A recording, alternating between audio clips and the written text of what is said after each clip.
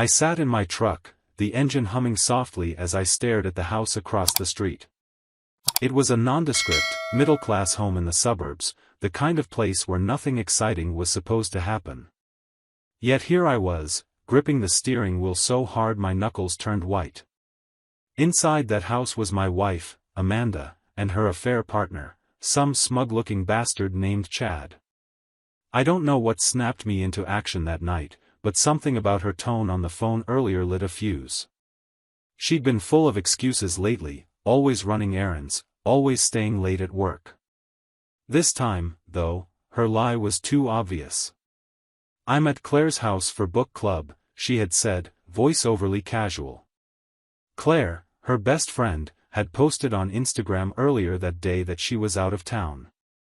Amanda had no idea I'd seen it. That's when I decided to follow her. And now, here I was. Watching. Waiting. Seething. I picked up my phone and dialed Amanda's number. She answered on the second ring, her voice dripping with fake cheer.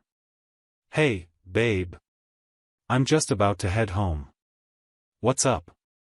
"Don't rush," I said calmly. "I'll be home in half an hour." I let the silence stretch just long enough for her to panic. "See you soon." The line went dead. I didn't have to wait long before the front door of Chad's house burst open. Amanda stumbled out, her hair messy, her blouse buttoned wrong, and her face pale as she spoke rapidly into her phone. Chad followed, looking less panicked and more annoyed.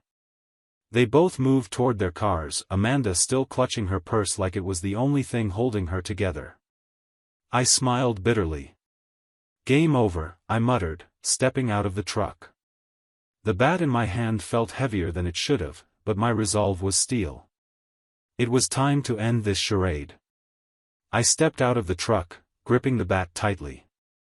It wasn't about violence, at least that's what I told myself. It was about power, about taking back control of a life that had been spiraling out of my grasp. Amanda and Chad hadn't seen me yet, too busy scrambling to get into their cars. "Hey!" I barked, my voice cutting through the still night like a blade. Amanda froze mid-step, her phone slipping from her hand and clattering onto the driveway. Chad turned to face me, his confident smirk faltering for a second before he plastered it back on. "Ryan, what are you doing here?" Amanda stammered, her voice higher pitched than I'd ever heard it. She was a terrible liar, but she'd gotten bolder with her deceit over the past few months. "Me?" I said, forcing a laugh. "No, the real question is, what are you doing here? Or do I need to spell it out for you?" Her face turned crimson, but she didn't answer. Instead, she glanced at Chad, who shrugged like this was some minor inconvenience in his otherwise perfect life. "You've got some nerve showing up here," Chad said, stepping forward. He was taller than me, bulkier, and clearly thought he was intimidating. But there was something about the way he looked at Amanda that made my blood boil. "You think this is your business now?" I asked, taking a step toward him. I lifted the bat just enough to make a point. "Stay out of this, Chad. This is between me and my wife." "Ryan, stop," Amanda hissed. "You're overreacting." "Overreacting?" I snapped, turning to her. "I caught you sneaking out of another man's house. And you're going to stand there and act like this is some misunderstanding?" Her eyes darted everywhere but at me. "It's not what you think." "Don't," I interrupted. "Don't you dare insult my intelligence right now." Chad started to speak again, but I swung the bat down hard, not at him, but at the hood of his car. The metal dented with a loud thunk, and Amanda screamed. "What the hell, man?" Chad yelled, stepping back. His cocky demeanor was gone now, replaced by genuine fear. "This is just the beginning," I said coldly. "You think you can walk into my life and wreck my marriage without consequences?" Amanda's tears started then, her face crumpling as she reached for me. "Ryan, please. It's not like that. I can explain." I stepped back, shaking my head. Explain what? That you've been sneaking around behind my back. That I've been breaking my back to provide for you while you're out here playing house with this loser? Her tears dried up almost instantly, replaced by something uglier, anger. You know what? Maybe if you hadn't been so boring, I wouldn't have needed someone else, she spat, her voice venomous. That hit harder than I expected. For a moment, I just stared at her, stunned by how quickly she turned the blame on me. Chad smirked again, clearly emboldened by her words. You don't deserve her, man, he said. Before I could stop myself, I lunged at him, the bat swinging upward. He dodged just in time, but I managed to clip his arm. He yelped and stumbled backward, clutching it. Ryan, stop it. Amanda screamed, but I was already done. I wasn't going to waste another second on him. I turned back to her, my voice icy. Pack your things. When I get home, I don't want to see you there. She gaped at me, her defiance faltering for the first time. You can't be serious. Oh, I'm dead serious, I said. This is over, Amanda. You made your choice. I walked away without waiting for a response, my heart pounding as I climbed into the truck. As I drove off, I could see them in the rearview mirror, Amanda shouting at Chad, who was still cradling his arm. For the first time in weeks, I felt something close to peace. But deep down, I knew this wasn't the end. Amanda wasn't the type to go quietly. And Chad? He had no idea what he'd gotten himself into. The drive home was eerily quiet. My heart should have been pounding, my head spinning with thoughts of what had just happened. Instead, I felt a strange calm settle over me, like the eye of a storm. I wasn't done. Not yet. I parked the truck in the driveway and walked inside, the familiar creak of the door reminding me that this was supposed to be my sanctuary. Instead, it felt hollow, like a stage where every moment of the past few months had been a performance. Amanda would be home soon, of that, I was certain. She wasn't the type to let me have the last word. I poured a drink and sat on the couch, waiting, the bat leaning against the coffee table like a silent witness. The door slammed open an hour later. Amanda stormed in, her mascara streaked and her hair wild. She looked at me like I was the villain in her story. You're insane, Ryan, she yelled, slamming her purse onto the counter. Do you have any idea what you've done? I took a sip of my drink, keeping my voice calm. Oh, I've got a pretty good idea. You're just mad I caught you. You're acting like a child, she sneered. Swinging bats around, making a scene. Do you think that's going to fix anything? I stood, my patience hanging by a thread. Fix anything? Amanda, you're the one who broke this marriage. And now you're mad that I didn't sit back and take it? She crossed her arms, her face hardening. You know what? Maybe I did. But can you blame me? You've been so checked out lately, so focused on work. I needed someone who actually cared. Her words hit like daggers, but I wasn't about to let her rewrite the narrative. Don't you dare twist this around. I worked so hard to give us a good life, and this is how you repay me? Sneaking around like some cheap soap opera character? Cheap, she shot back, laughing bitterly. You're calling me cheap?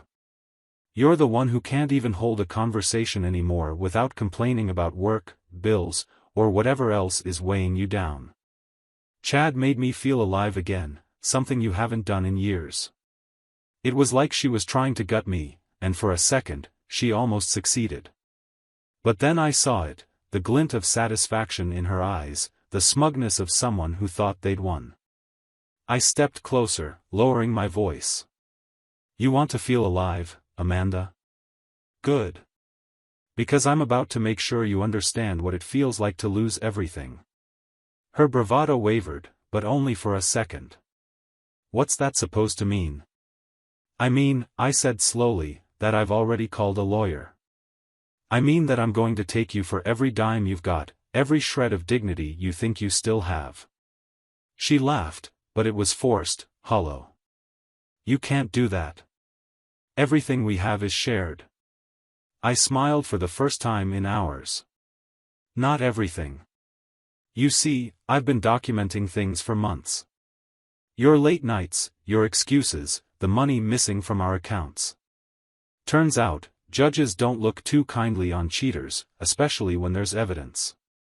Her face paled, the color draining like a curtain had been pulled back on the real Amanda. You wouldn't. Oh, I would, I said. And I will. But don't worry, I'll make sure Chad knows just how much he's getting into. I'm sure he'll love playing sugar daddy once your reputation is in shreds. For the first time, she didn't have a snappy comeback. Instead, she grabbed her purse and turned toward the door. You're pathetic, Ryan. You're going to regret this. I doubt it, I called after her. The door slammed behind her, and I stood there, the silence rushing back in. I should have felt triumphant, but instead, a strange emptiness settled in my chest. This wasn't a win. It was survival. The next morning, I woke to the sound of my phone buzzing. Dozens of texts and missed calls flooded my screen. At first, I thought it was Amanda, trying to manipulate her way back. But then I saw the messages from mutual friends, the cryptic warnings. Dude, you need to check your social media. Now. Confused, I opened my accounts and froze. Amanda had gone nuclear. She'd posted pictures, messages, even fake screenshots of texts between us that painted me as an abusive, controlling husband. She'd spun a narrative that made her the victim, Chad a hero, and me the monster. The comment sections were a battlefield, friends taking sides while strangers lobbed insults. My hands shook as I scrolled through the chaos. She wasn't just trying to hurt me, she was trying to ruin me. I didn't have time to wallow. This wasn't a fight anymore, it was war. The notifications wouldn't stop. Every buzz of my phone felt like a punch to the gut, each comment and message another reminder that Amanda wasn't just a liar, she was a full-blown saboteur. My hands trembled as I navigated through her public posts, each one more damning than the last. Ryan has been controlling for years. He wouldn't let me have friends or a life of my own, she had written under a carefully curated photo of her looking tearful. Another post read, "It's hard to admit you're in a toxic relationship, but I finally found the strength to walk away. Chad has shown me what love is supposed to feel like." Comments poured in. Friends I thought were loyal sided with her, offering sympathy and praise for her bravery. A few, thankfully, sent me private messages urging me to respond. But I wasn't about to play her game, not yet. Instead, I went to the one person I knew I could count on, Jake, my best friend since college. He answered my call on the second ring, his voice groggy but concerned. "Ryan? What's going on? I saw Amanda's posts. What the hell is happening?" "Meet me at the diner in 20, I said. "I need your help." When I got to the diner, Jake was already there, 2 cups of coffee steaming on the table. He looked up, his brows knitted in worry. "Dude, you look like hell." "Thanks," I muttered, sliding into the booth. "Listen, I need to figure out how to stop Amanda. She's gone nuclear, and if I don't fight back, she's going to ruin me." Jake leaned back, scratching his beard. "She's smart. Always has been. But this? This is next-level evil." I nodded. "I need proof, something solid to show she's lying. She's already poisoned half our friends against me." Jake pulled out his phone. "Let me dig around. If she's bold enough to post that garbage publicly, there's no telling what else she's left lying around." As Jake searched, I replayed the events of the past few months in my head, trying to piece together any clues I might have missed. Then, something clicked. The bank statements. The missing money. At the time, I thought it was careless spending. Now, I wasn't so sure. Check this out, Jake said, breaking my train of thought. He turned his phone toward me, showing a screenshot of Chad's public Instagram. One post in particular caught my eye, a picture of Amanda and Chad at a high-end restaurant from 2 weeks ago, with the caption, "When love finds you, the world disappears." It was damning, but not enough to flip the script. I needed more. "Keep digging," I said. "I'll be right back." At home, I tore through the filing cabinet where we kept our shared financial documents. Sure enough, the missing funds weren't random withdrawals, they were payments to an unknown account. The transaction IDs all pointed to one consistent destination. I didn't recognize the account holder's name, but I knew someone who could help. By the time I returned to the diner, Jake had more news. "You're not gonna believe this," he said, sliding his phone across the table. "Chad isn't just some random guy. He's a grifter. There are records of him running scams with women in 3 different states." My stomach twisted. So what? Amanda's just another mark? "Not exactly," Jake said. "She's in on it. Look at this." He pulled up a Reddit thread, complete with screenshots from other victims of Chad and Amanda's schemes. Fake romantic relationships, public sympathy campaigns, even fraudulent charity fundraisers. My blood boiled as I scrolled through the evidence. Amanda wasn't just cheating, she was conning me, using our marriage as a front to bankroll her criminal lifestyle. Jake smirked grimly. "You wanted proof? This is it." The next move had to be calculated. I wasn't just dealing with an unfaithful wife, I was dealing with a criminal mastermind. Amanda thought she could destroy me publicly and walk away unscathed. But now, I had the ammunition to fight back. That night, I went through every document, every text message, every email. I compiled a mountain of evidence, enough to not only clear my name but to ensure Amanda and Chad would face the consequences of their actions. But it wasn't enough to confront her privately. No, I needed to flip the narrative, and fast. The next day, I posted my own story online, complete with screenshots of the financial discrepancies, Amanda's fraudulent activity, and links to the Reddit thread exposing Chad's scams. I didn't attack Amanda directly, I let the facts speak for themselves. Within hours, my post gained traction, the comments section flooded with support and outrage toward her and Chad. Amanda's smear campaign unraveled before her eyes. Mutual friends who had sided with her began reaching out to apologize. People started digging deeper, uncovering even more evidence of Amanda's lies and schemes. Chad's name became synonymous with fraud, and Amanda's reputation crumbled alongside his. Amanda showed up at the house that evening, her face a mask of fury. "How dare you air our dirty laundry like that? You're pathetic." I laughed, a cold, humorless sound. "Dirty laundry? Amanda, you've been laundering money. You and Chad scammed me, scammed others, and now you're mad that I exposed the truth? You don't understand," she snapped, her voice desperate. "I did this for us. I needed a way out, and Chad." "Don't," I interrupted. "Don't even try to justify this. You destroyed everything for greed. I hope it was worth it." Her defiance crumbled, replaced by a flicker of fear.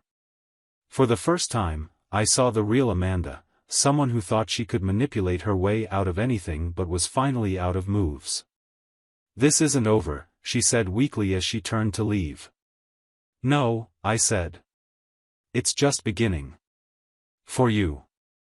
As she walked away, I felt no satisfaction, just clarity.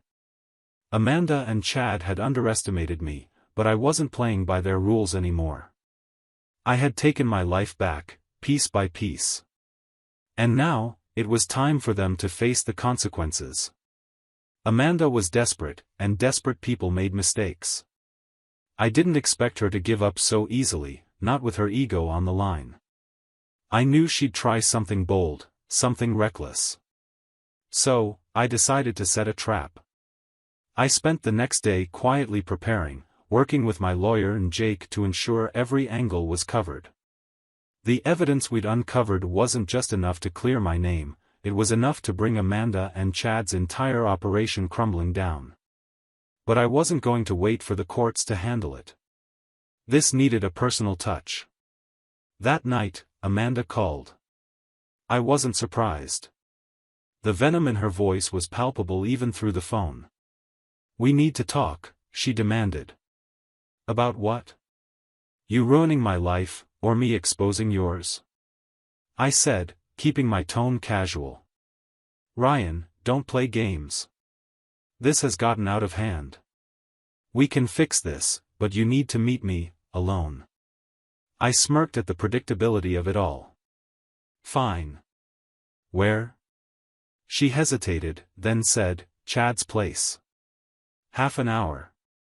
"Sure," I said, hanging up. But I wasn't going in blind. Jake insisted on coming along, waiting in the car down the street in case things went south. "You sure about this?" he asked as I grabbed the recorder from my glove box. "Positive," I said. "She wants to manipulate me, but I'm done playing defense." I pulled up to Chad's house, the same place where everything had started. The lights were dimmed, and Amanda stood on the porch, her arms crossed. She looked rattled, like someone who had just been served a dose of their own medicine. "Ryan," she began as I approached, "we can fix this. You don't have to ruin everything." I stopped a few feet away, keeping my expression neutral. "You already ruined everything, Amanda. What do you want?" She looked around nervously, as if expecting an audience. "You don't understand," she said, lowering her voice. "Chad's dangerous. If you keep pushing, he'll come after you. After both of us." "Both of us?" I echoed, pretending to be surprised. "Since when are you the victim?" "I made mistakes," she said, her voice trembling. "But I didn't know what I was getting into with him. He promised me everything, freedom, excitement, but it was all lies. Now I'm trapped, Ryan. He's blackmailing me." I raised an eyebrow. "Blackmailing you with what?" She hesitated, her face twisting with indecision. "Photos. Messages. Things he could use to ruin me even more than you already have. Please, Ryan, if you have any shred of compassion left, help me." It was a good performance. Convincing, even. But I wasn't buying it. Before I could respond, the door opened, and Chad stepped out. He wasn't smirking this time. His face was dark, his eyes cold. He carried himself like someone who thought he was untouchable. "You should have stayed out of this," he said, his voice low and menacing. "Nice to see you too, Chad," I said. "How's the arm?" His jaw tightened, and I saw the faintest twitch of anger. "You think you're smart, don't you? Posting all that crap online. But you've made things worse for yourself." Amanda stepped between us, her hands up. "Stop it, both of you. This isn't helping." "Helping?" I said, laughing bitterly. "Amanda, you're still trying to play both sides. It's pathetic." Chad took a step closer. "Listen, pal. You're going to take that post down, and you're going to walk away from this. Otherwise, you won't like what happens next." It was exactly what I needed him to say. "Oh, I think I'll take my chances," I said, reaching into my pocket. "Because the way I see it, you're the one who's out of options." His eyes narrowed as I pulled out my phone. I pressed a button, and the voice recorder app played back every word he'd just said. Amanda's face went pale. Chad, however, barely flinched. "So what? You think that little toy is going to scare me?" I smiled, keeping my gaze steady. "No, but it'll do wonders for the police. You know, the ones I already sent the financial evidence to." The same ones who are very interested in your little scams. For the first time, Chad looked uncertain. You're bluffing. Try me, I said. Oh, and while you're at it, maybe explain how Amanda's name is on those fake charity accounts you've been funneling money through. I'm sure the cops would love to hear her side of things. Amanda spun toward him, her face a mask of panic. What is he talking about? Shut up, Chad snapped, his cool facade cracking. He's just trying to divide us. But Amanda wasn't buying it. You told me this was foolproof. That there was no way it could be traced back to me. I stepped back, letting them implode. Watching Amanda's betrayal turn inward was almost poetic. You idiot, Chad growled, advancing on her. You couldn't even keep your mouth shut long enough to. He didn't get to finish. Jake appeared out of nowhere, tackling Chad to the ground. I hadn't seen him leave the car, but his timing was perfect. Thought I'd crashed the party, Jake said, pinning Chad down. Amanda shrieked, backing away, but I grabbed her arm. We're done, Amanda. You've lost. And when the cops show up, you'll have plenty of time to think about how boring I was compared to this mess. By the time the police arrived, Chad was subdued, and Amanda was hysterical. The evidence was airtight. Chad was arrested on the spot, and Amanda, though not cuffed, was informed she'd be under investigation. I stood by the curb, watching as the chaos unfolded. Jake clapped me on the shoulder. Hell of a way to end a marriage. I nodded, feeling a strange sense of relief. Yeah. But it's over now. Or so I thought. The following morning, I woke up feeling lighter than I had in months. Chad was in police custody, Amanda was under investigation, and my name was slowly being cleared. But the sense of finality I craved still eluded me. There was a nagging feeling in the back of my mind, like I'd missed something critical. By noon, the phone calls started.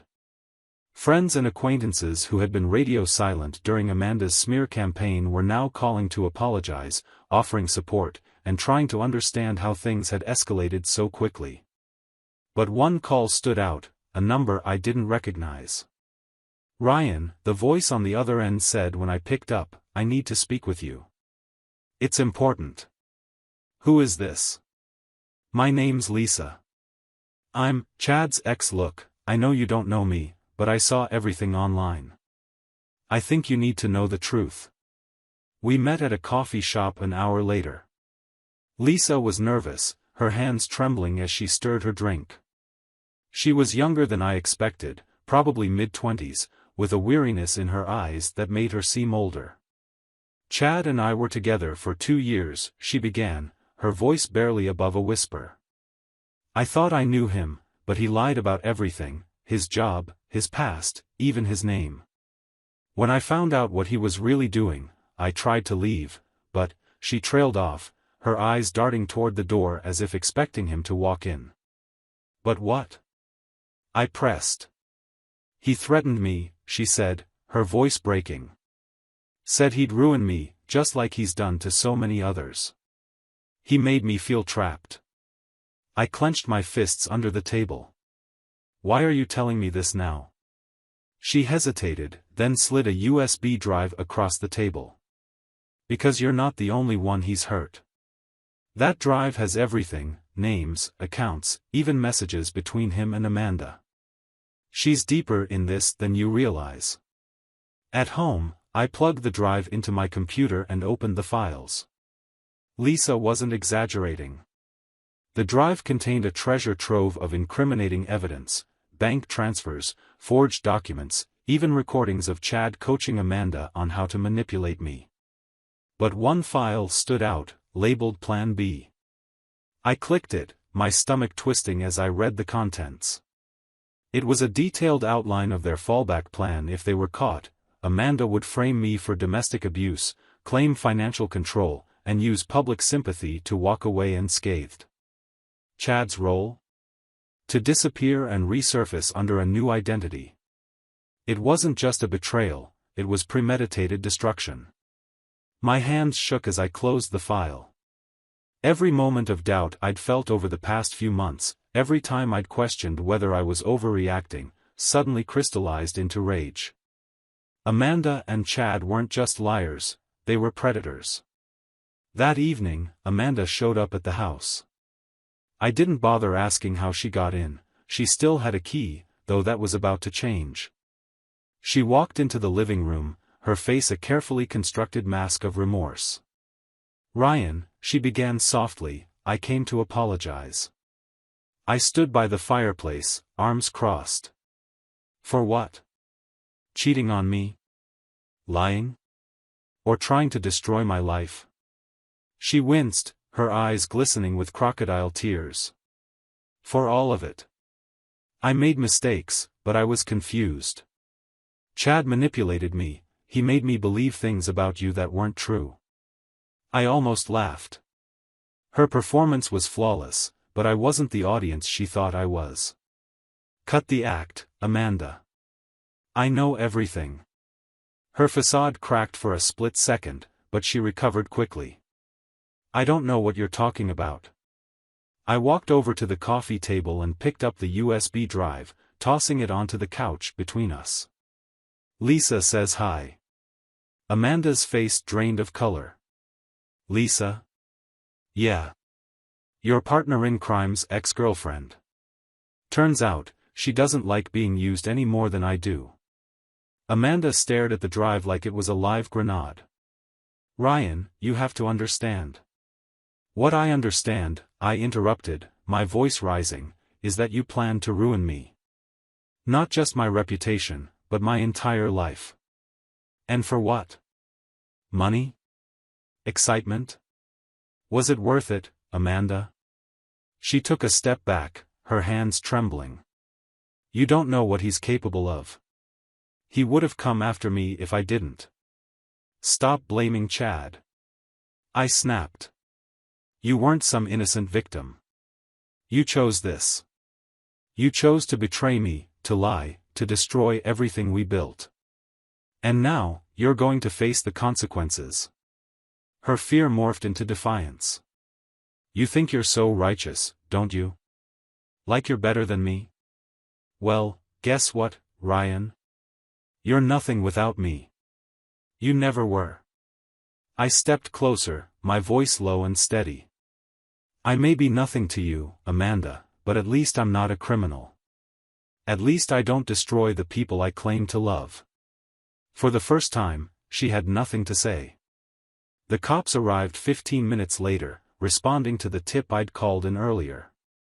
Amanda protested, screamed, and begged, but it was over. As they led her out, she turned to me, her face a mask of fury and desperation. This isn't over, Ryan, she shouted. You'll regret this. I watched her go, feeling a strange mix of relief and sadness. She was right, it wasn't over. There were still legal battles ahead, still pieces of my life to rebuild. But for the first time in months, I felt free. That night, I sat in the quiet of my home, the weight of the past few weeks finally lifting. I didn't know what the future held, but I knew one thing for certain, I'd survived. And that, for now, was enough. For the first time in weeks, I woke up to silence. No texts, no calls, no chaos. Amanda and Chad were out of my life, or so I thought. I spent the morning tying up loose ends, making sure the evidence I'd gathered was securely handed over to my lawyer and the authorities. The storm seemed to be over. By mid-afternoon, Jake called. How's freedom treating you? He asked. Quiet, I said. Too quiet, maybe. But I'll take it. Jake chuckled. Enjoy it while it lasts. You deserve some peace after all that. But peace has a way of being temporary, and my phone buzzed just as I hung up. This time, it was a blocked number. Against my better judgment, I answered. You think this is over? Amanda's voice hissed through the line. My heart sank. Amanda, you're not supposed to be contacting me. Oh, don't worry, Ryan. This isn't about reconciliation. This is about letting you know that I'm not done. You're delusional, I said, my voice steady but my stomach nodding. You're going to jail. You and Chad both. Amanda laughed, a bitter, hollow sound. You think Chad's the end of the line? You think this is just about us? What are you talking about? You'll see soon enough, she said, and the line went dead. For the rest of the day, I couldn't shake the feeling that something was off. I called Jake and filled him in. She's bluffing, he said. What can she possibly do now? Knowing Amanda? Something reckless. Jake paused, then said, let's stay ahead of her. I'll dig around, see if there's anything else she might be hiding. You focus on keeping your head straight. That night, I sat in my living room, the quiet now feeling oppressive. I double-checked the locks, paranoid that Amanda's vague threat wasn't just an empty promise. I was about to head to bed when my phone buzzed again, this time, a text from another unknown number. You thought Amanda was bad? You don't even know the half of it. Attached was a photo of me, taken just hours earlier, sitting in the coffee shop with Lisa. My blood ran cold. Someone had been watching. The next day, Jake called with news. Ryan, you're not going to believe this, he said.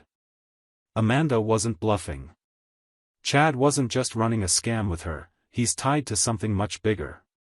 What are you talking about? I did some digging, Jake said. Chad has connections to a network of fraudsters, people who specialize in blackmail and identity theft. Amanda was just one piece of it. And it looks like they've already started targeting you.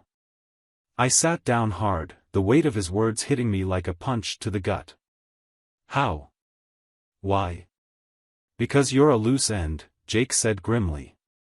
Amanda might be out of the picture, but Chad's associates don't like leaving loose ends. That evening, I received another message, this time, an email. The subject line read, "You've been warned." The body of the email was simple, a list of my personal information, including my address, work history, and even my social security number. At the bottom, a single sentence, "Leave it alone, or we'll ruin you." The fear turned to anger as I stared at the screen. They thought they could scare me into silence. They didn't realize I was past the point of fear. I called Jake again.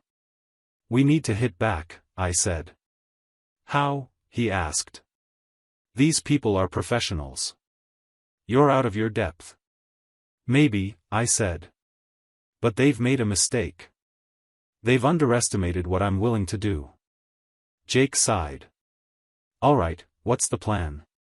The first step was contacting Lisa. She was hesitant at first, but once I explained what was happening, she agreed to meet me. If Chad's people are after you, they'll come after me, too, she said. We need to be smart about this. Together, we went through the files she'd given me. Buried deep in the folder was an encrypted document labeled Ops. With some help from Jake's tech-savvy cousin, we cracked it open. What we found was a detailed list of Chad's associates, their operations, and their targets. It was a goldmine, and a ticking time bomb. If Chad's network found out we had it, they'd come for us with everything they had.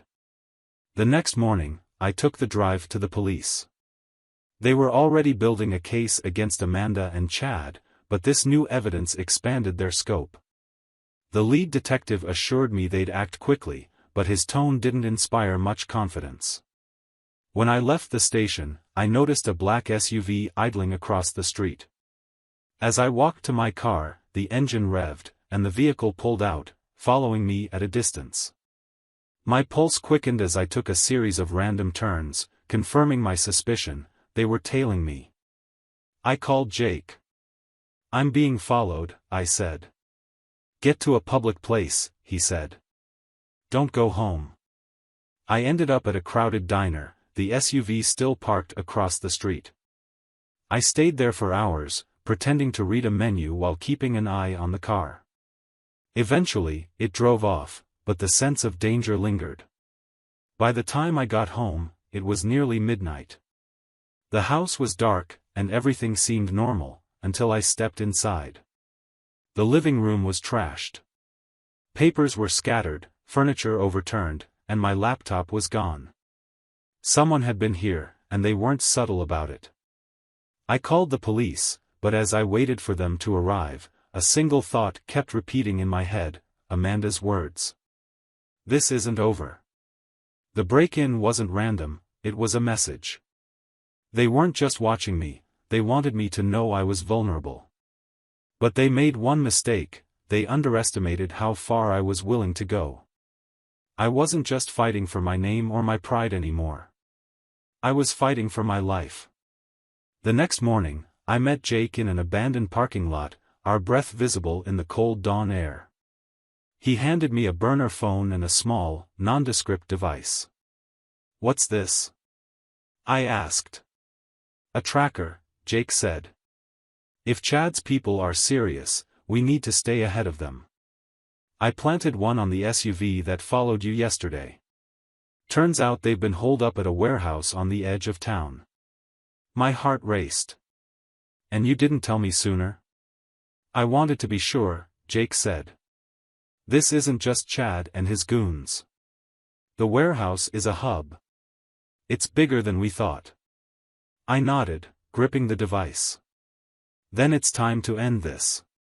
That evening, I drove to the warehouse, parking a safe distance away. Jake stayed in the car, ready to call for backup if things went south. I crept toward the building, my footsteps silent on the gravel. Through a cracked window, I saw them, Chad, Amanda, and two other men huddled around a table covered in documents, cash, and electronics. Amanda looked different, tired, frantic. She was gesturing wildly, her voice rising as she argued with Chad. I couldn't hear them, but I didn't need to. The tension was palpable. I pulled out my phone and started recording through the window. The evidence was damning. They were orchestrating their next scam, plotting their next move. But then, something caught my eye, a folder on the table labeled Ryan Files. My stomach twisted. They weren't just targeting me, they were dissecting my entire life, looking for ways to destroy me. I clenched my fists, the rage threatening to boil over. I circled the warehouse, finding a side door propped open. My heart pounded as I slipped inside, the faint hum of conversation guiding me closer to the table. I ducked behind a stack of crates, my phone still recording. Then, I heard Chad's voice. "We need to take him out of the equation," he said coldly. "As long as Ryan's breathing, we're at risk." Amanda hesitated. "I didn't sign up for this. You said we'd ruin him, not." "Not what?" Chad snapped. "Grow a spine, Amanda. You're in this as deep as I am."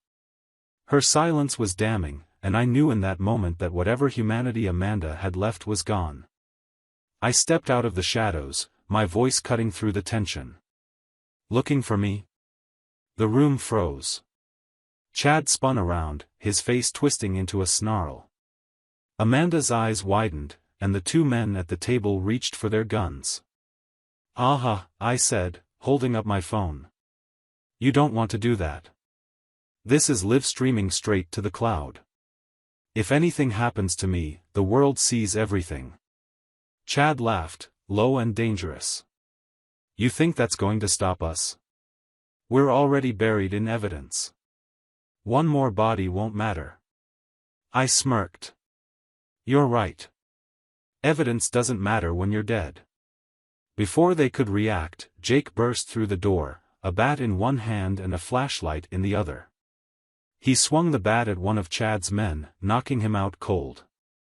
The second man lunged, but Jake was faster, slamming the flashlight into his jaw. Chad grabbed Amanda, pulling her in front of him like a shield.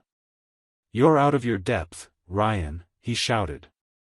"You don't have what it takes to stop me." I stepped closer, my voice steady. "You're wrong. I've had enough of you ruining lives, my life.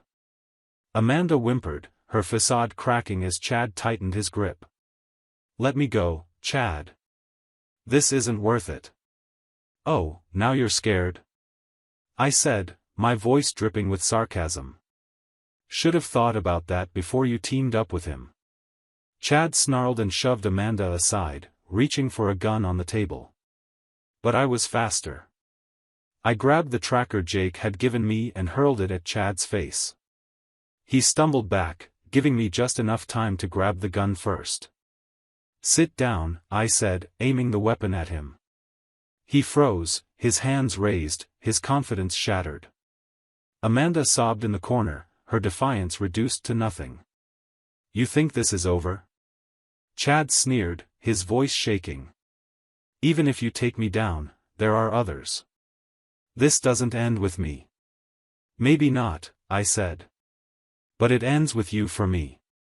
The police arrived minutes later, Jake having called them the moment he saw things escalate. Chad and his men were arrested, their operation dismantled in one swift blow. Amanda was taken into custody as well, her pleas for mercy falling on deaf ears. Weeks later, I sat in court as the judge handed down their sentences. Chad received the harshest punishment, his years of scams finally catching up with him. Amanda? She got less time, but the weight of her betrayal was enough to ensure she'd never escape the shadow of her actions. As I left the courthouse, Jake clapped me on the shoulder. You did it, man. It's over.